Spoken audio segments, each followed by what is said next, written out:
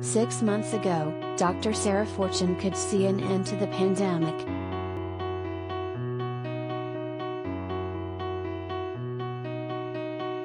Wednesday morning, Fortune, chair of the Immunology and Infectious Diseases Department at the Harvard T.H. Chan School of Public Health, woke up with existential dread about the future of COVID-19.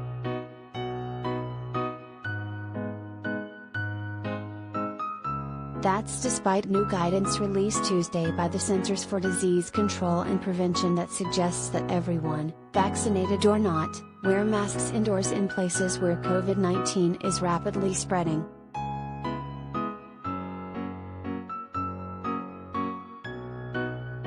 Fortune supports the new guidance, which has been widely praised by experts like her, saying it will surely save lives.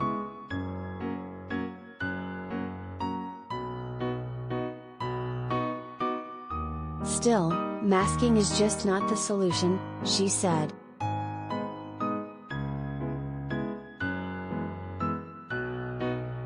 Case numbers are climbing as a fourth wave of infection caused by the Delta variant sweeps the country. Hospitalizations in states with low vaccination rates are surging. Suddenly, cities and counties are reinstating in or mask mandates that they just triumphantly repealed, now with the CDC's support.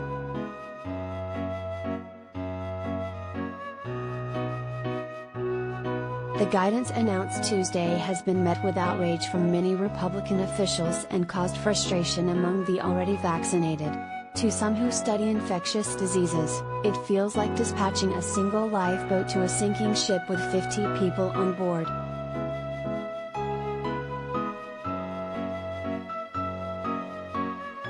Coronavirus, confusion over masks amid changing guidelines.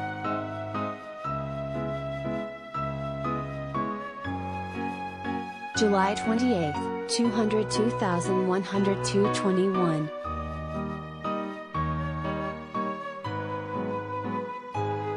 Missouri Attorney General Eric Schmidt said Wednesday that he will sue the city of Kansas City over its new in-or mask mandate.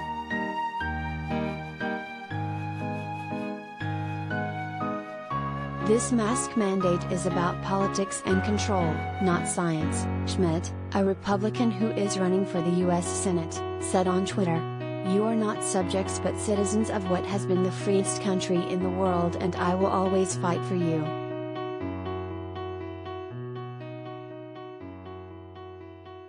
He has been joined by a chorus of prominent voices on the right who are deriding the new guidance.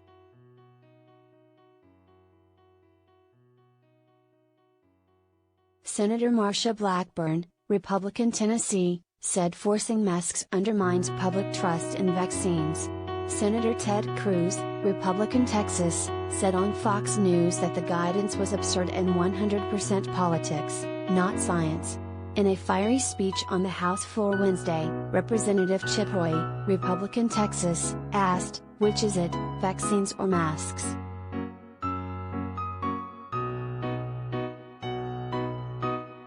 Their rebukes are no surprise. Masks have been deeply politicized, and mandates have drawn strong opposition from Republicans since they were first imposed in spring 2020.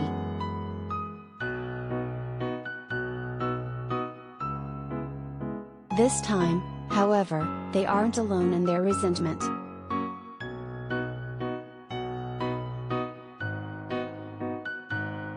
When Raven Hecht heard about the change, she couldn't help but feel a bit frustrated.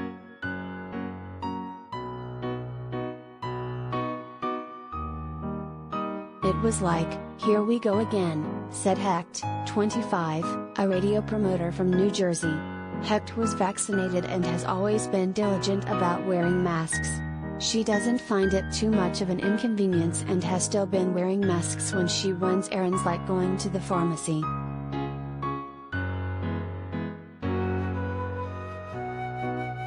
I've been doing my part this entire time, she said. The US as a whole just continues to undermine itself. We are so close to ending this.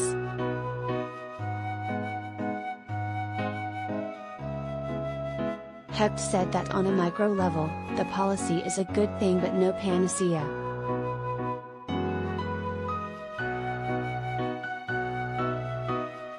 I think the only way we are going to see real change on a macro level is if companies start mandating vaccines, she said. And more are.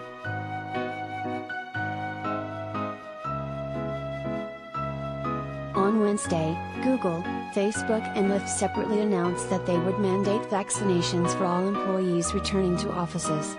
President Joe Biden is expected to announce Thursday that all federal workers need to be vaccinated or face frequent testing. On Monday, the Department of Veteran Affairs became the first federal agency to require employees to be vaccinated.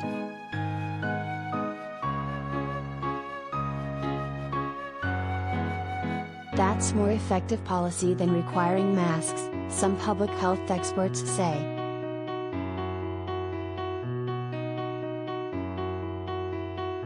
In terms of telling everyone who's been vaccinated that they need to now start wearing a mask again, I think that's going to be very little bang for our buck in terms of trying to reduce transmission right now, Dr. Scott Gottlieb, a former commissioner of the Food and Drug Administration who is a member of Pfizer's board, said in an interview Wednesday with NPR.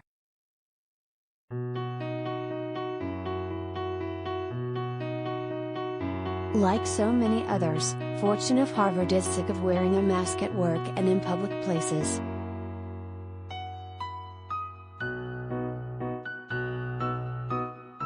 Once the vaccines were available, I was one of those people who was like, let's take our masks off, Fortune said. At Harvard, I was like, this mask mandate is crazy. We are home free.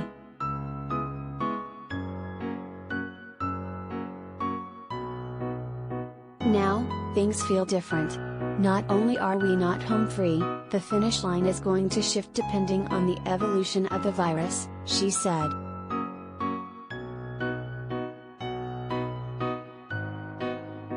Fortune is worried that the country has created the perfect cooker for the worst kind of virus. At the 50% vaccination levels in many parts of the country, there is plenty of opportunity for the virus to see immunized individuals, infect them, set up shop in Armageddon.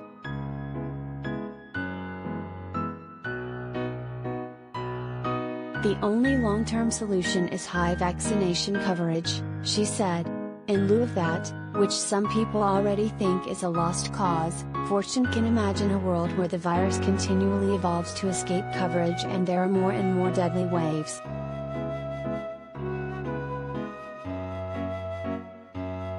In Cambridge, Massachusetts, where she lives and where cases remain low, she has ditched her mask in some but not all public indoor spaces. Soon she will be in New Orleans, where case numbers are much higher. There, she will be wearing her mask more often.